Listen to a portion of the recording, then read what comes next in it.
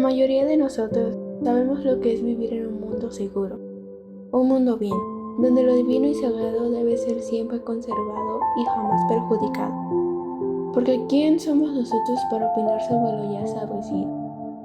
Durante toda nuestra vida, al menos una vez, nuestros mayores nos enseñaron lo que significa hacer y pensar en lo correcto. Es por eso que de pequeños no hay ningún poco de maldad en nosotros. Siempre queremos hacer lo correcto, aunque no sepamos ni siquiera lo que significa eso. Hermann Hesse nació en 1877 en Kahl, una ciudad al sureste de Alemania, en las cercanías del Bosque Negro, llamado así por el color del follaje de sus pinos.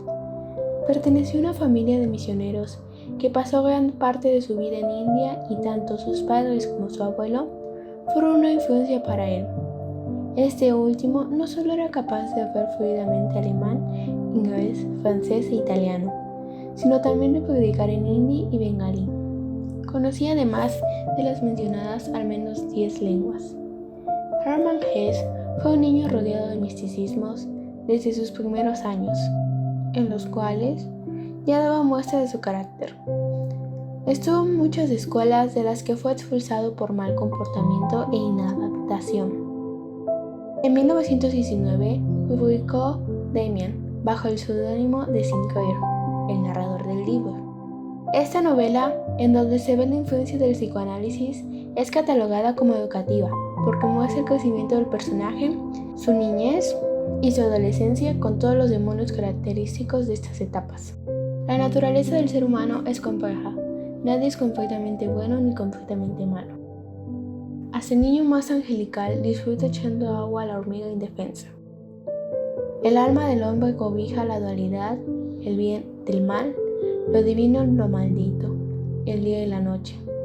El ser humano lucha constantemente con esas dos facetas ancladas en sí mismo. Hermann Hesse, en Damien, ofrece la historia del camino que sigue Emil Sinclair para aceptar sus deseos. No todos son los que realmente anhela. Para no preocuparse por la moralidad de una sociedad que tan solo acepta el en vez de la vida, lo bueno, lo luminoso. Desde el principio de la novela, Emil Sinclair deja en claro que él cree en esa dualidad, que explica cómo en su casa, al lado de sus padres, se encuentra rodeada de ese halo de luz tranquilizador. También relata que el otro mundo siempre ha estado de presente, siempre el otro enturbiando su inconsciencia. Una mentira lo arrastra al otro polo e inicia su crecimiento. De pronto, se ve atrapado en el fuego y paulatinamente se desprende de él. La paz hallada en su casa paterna. Comienza su soledad, su exaltación y su sufrimiento. Descubre el goce que produce lo prohibido y la pena que inflige la conciencia al recordar lo hecho. Un día llega a él la salvación. Damien, un muchacho nuevo en la escuela, ahuyenta a su verdugo y le muestra, con tan solo un parpadeo, una doctrina, un modo diferente de entender el mundo. Un mundo en donde el bien y el mal coexisten y son parte de lo mismo. Sinclair decía, quería tan solo intentar vivir aquello que tendía a brotar espontáneamente de mí. ¿Por qué había de serme tan difícil? El pájaro rompe el cascarón. El huevo es el mundo. Quien quiere nacer tiene que romper un mundo. El pájaro vuela hacia Dios, que es Abraxas. Hermann Hesse nombra a Abraxas en su Damien, describiéndola como una deidad que lleva en sí el bien y el mal, lo luminoso y oscuro, lo divino y lo demoníaco. Lo que no deja de ser, quizás, un recurso literario ha de llevarnos, si queremos profundizar en este nuevo análisis de la obra de Hesse, a la secta gnóstica de los basilidianos, propia de los primeros siglos del cristianismo. Ahí encontramos una aproximación documentada sobre esta supuesta deidad.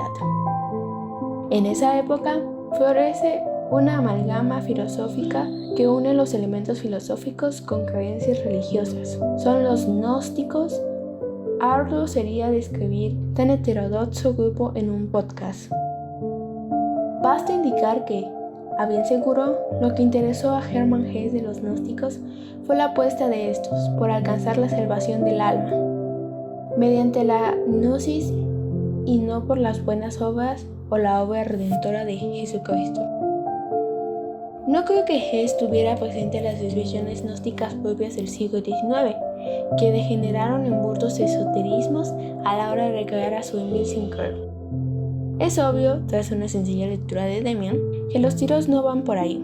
La purificación, la salvación, encontrarse uno a sí mismo, solo es posible mediante la introspección. Esta introspección necesita una casilla de salida.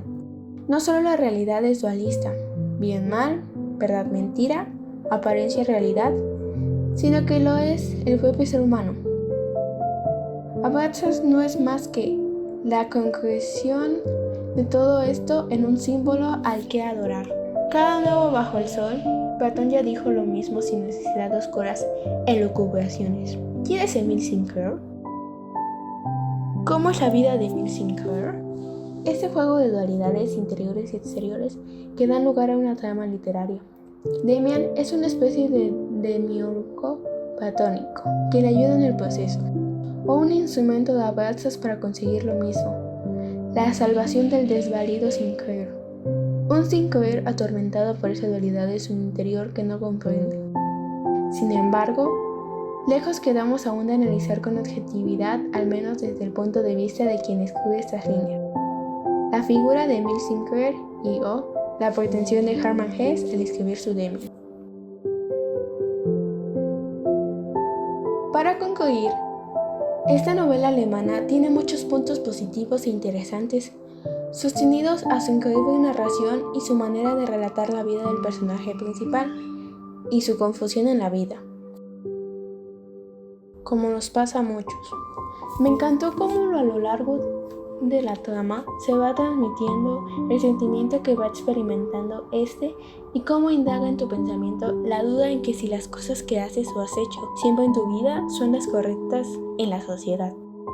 Pienso que todos tenemos diferentes formas de pensar, eso sí, y que nadie es igual a nadie, y que sin embargo hay que respetar, aunque nos cueste demasiado entender y comprender nuestros sentimientos, porque muchas veces pensamos en lo que queremos solamente para nosotros, y solamente en el ahora y no en un futuro lejano.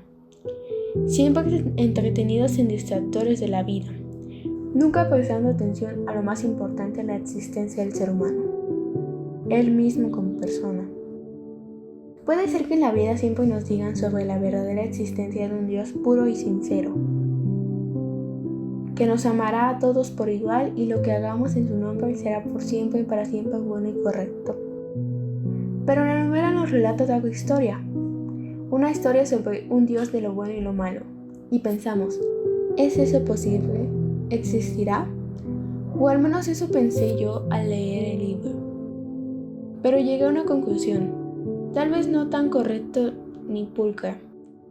Todo lo que hagamos siempre nos afectará, ya sea a nosotros o a los que nos rodean.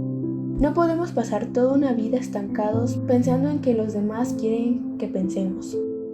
Lo que la novela nos proyecta es el camino de Sinclair y todo lo que debe superar para alcanzar así su tan deseada felicidad, que no es más que un sentimiento de placer para él y en verdad nunca lo encuentra por ningún lado ni en ninguna persona.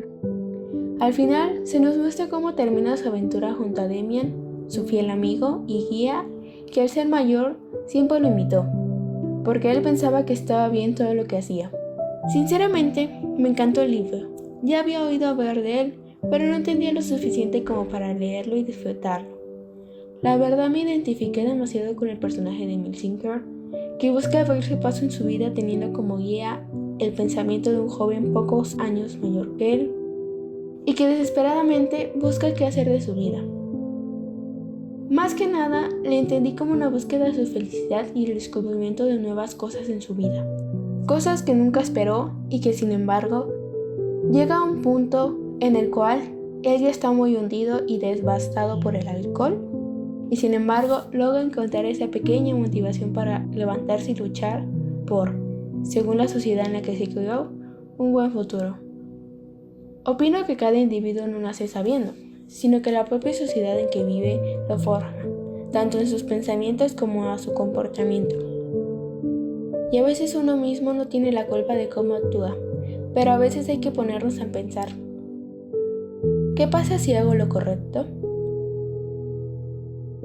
La verdad, recomiendo totalmente este libro, si buscas apartarte de tus problemas y reflexionar sobre un nuevo mundo al que no conoces. A dejarte llevar por su excelente narración de personaje que describe su propia vida. Te hará pensar en tu verdadero yo y lo que realmente sientes y quieres.